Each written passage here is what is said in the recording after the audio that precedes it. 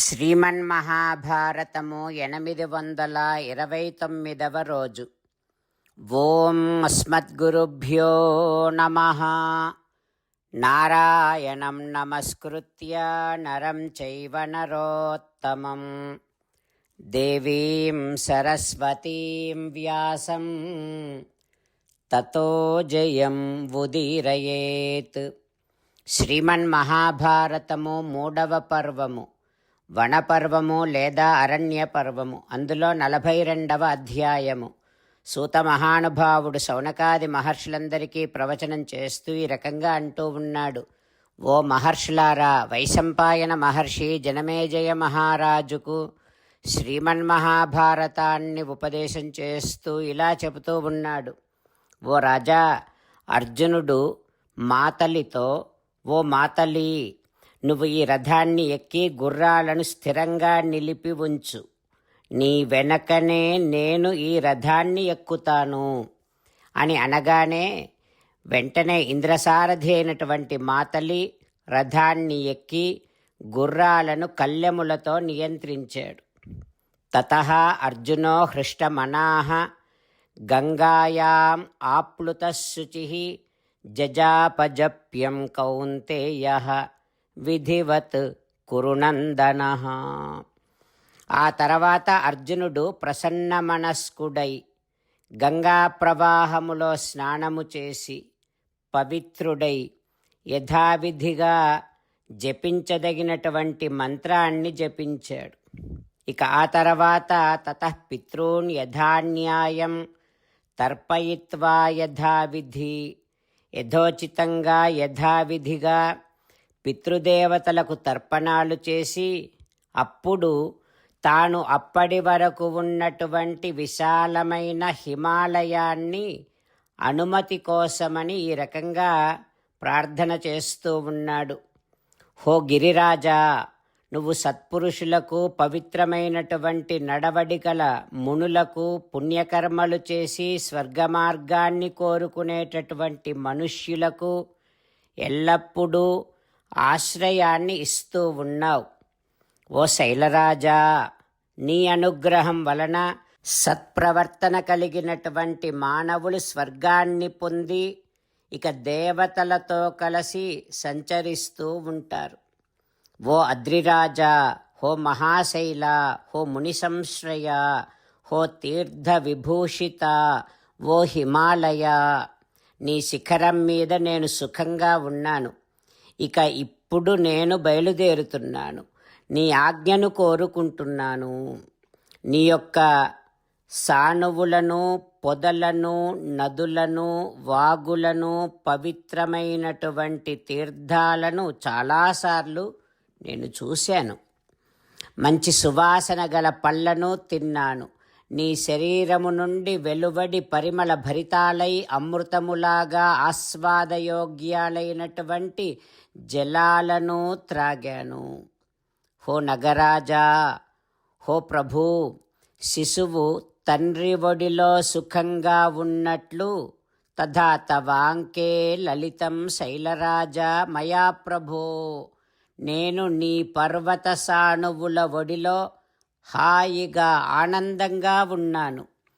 ఓ శైలరాజా, అప్సరస గణములతో నిండి వేద ఘోషలతో ప్రతిధ్వనించే నీ సానువులందు నిత్యము నేను సుఖంగా నివసించాను అని అర్జునుడు శైలరాజును ప్రార్థన చేసి శైలరాజు వద్ద, హిమాలయము వద్ద సెలవు తీసుకొని సూర్యునిలాగా ఆ రథాన్ని ప్రకాశింపచేస్తూ అధిరోహించాడు అర్జునుడు. పరమబుద్ధిమంతుడైనటువంటి అర్జునుడు ఆనందముతో అద్భుతముగా ప్రయాణము చేస్తూ సూర్యునిలాగా ప్రకాశించే దివ్యమైన ఆ రథము మీద క్రమంగా ధర్మాత్ములైనటువంటి మానవుల యొక్క దృష్టిపథము నుండి, మానవుల నుండి పైపైకి వెళ్ళటం ప్రారంభం చేశాడు అర్జునుడు స్వర్గాన్ని చేరుకోవటం కోసం. ఆ తర్వాత ఏం జరుగుతుందో రేపు తెలుసుకుందాం.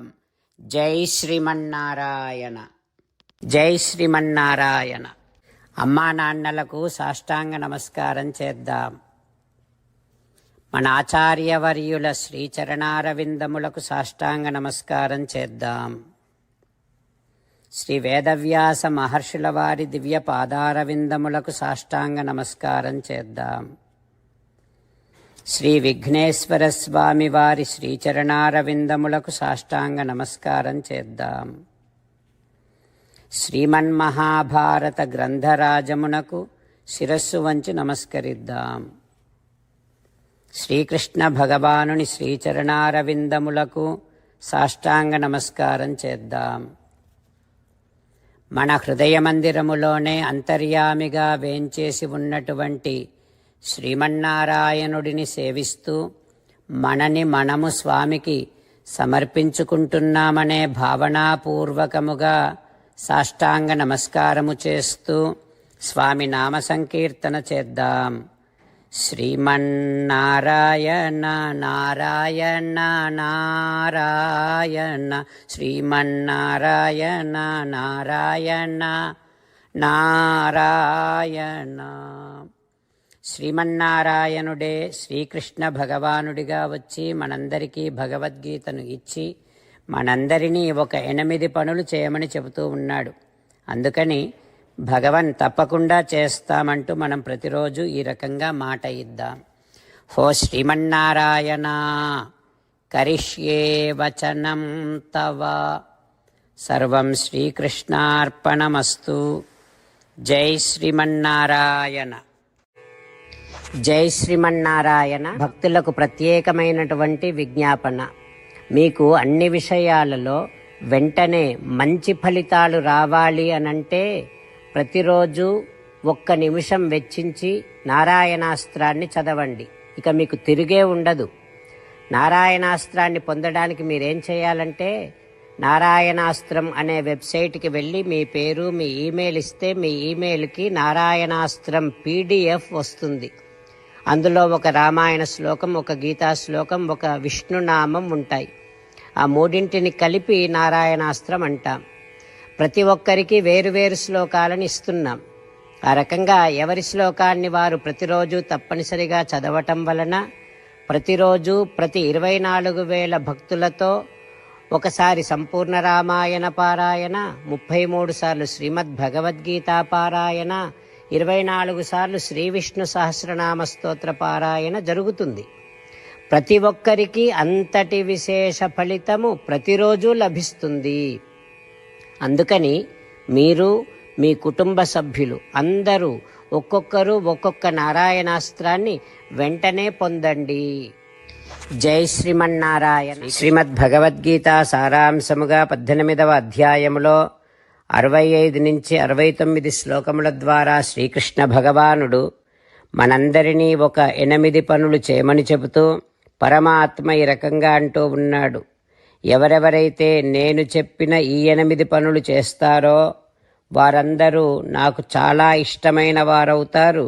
అప్పుడు వారిని నేను సకల పాపముల నుండి సకల దుఃఖముల నుండి విముక్తులను చేసి నా అంతటి వారిగా చేసుకుంటా, తరగని ఆనందాన్ని అనుభవింపచేస్తా. నిజమే చెబుతున్నా, ప్రమాణము చేసి చెబుతున్నా అంటూ సాక్షాత్తుగా దేవదేవుడైన శ్రీమన్నారాయణుడైన శ్రీకృష్ణ భగవానుడే మనను ఈ 8 పనులు చేయమని చెబుతూ ఉన్నాడు కనుక హో శ్రీమన్నారాయణ కరిష్యే వచనం తవ, తప్పకుండా చేస్తా, నువ్వు చెప్పినట్టే చేస్తా అంటూ మనం ప్రతిరోజు దేవదేవుడైన శ్రీమన్నారాయణుడికి ఈ రకంగా మాట ఇద్దాం. హో శ్రీమన్నారాయణ, నువ్వు చెప్పినట్టే నేను నిన్నే సంతతము ధ్యానము చేస్తూ ఉంటా. హో శ్రీమన్నారాయణ, నువ్వు చెప్పినట్టే నేను నీ భక్తుడిగానే ఉంటా. హో శ్రీమన్నారాయణ, నువ్వు చెయ్యమన్నట్టే నేను నా విధులను కర్తవ్యాలను నీ సేవగా నీ తృప్తి కోసమనే సక్రమంగా నిర్వర్తిస్తూ ఉంటా.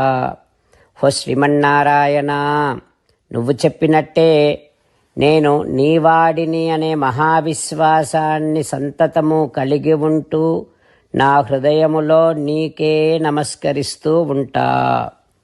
ఓ శ్రీమన్నారాయణ, మామేకం శరణం వ్రజ, నన్నొక్కడిని మాత్రమే శరణు వేడుకో అని నువ్వే అన్నావు కనుక నేను నిన్ను ఒక్కడిని మాత్రమే శరణు వేడుకుంటా. ఓ శ్రీమన్నారాయణ, మా శుచః, ఇక దుఃఖించకు అని నువ్వే నాకు భరోసా ఇస్తూ ఉన్నావు కనుక నేను ఇక దుఃఖించను. ఓ శ్రీమన్నారాయణ, నువ్వు చెప్పినట్టే నువ్వు నా కోసమని చెప్పిన శ్రీమద్భగవద్గీతను ఎప్పుడో ఒక్కసారి కాకుండా ప్రతిరోజు కనీసం ఒక్క శ్లోకాన్నైనా అనుసంధానము చేస్తూ గీతోపదేశాన్ని జ్ఞాపకం చేసుకుంటూ ఉంటా. ఓ శ్రీమన్నారాయణ, నువ్వు చెప్పినట్టే నువ్వందరి కోసమని చెప్పిన శ్రీమద్భగవద్గీతను తెలియని భక్తులందరికీ తెలియచేసే నా వంతు ప్రయత్నాన్ని నిరంతరము కొనసాగిస్తూనే ఉంటా. ఓ శ్రీమన్నారాయణ, నేను నువ్వు చెప్పినట్టే చేస్తా, నీకు నచ్చినట్టే ప్రవర్తిస్తా, నీకోసమే పని చేస్తూ ఉంటా. కరిష్యే వచనం తవ. సర్వం శ్రీకృష్ణార్పణమస్తు. జై శ్రీమన్నారాయణ.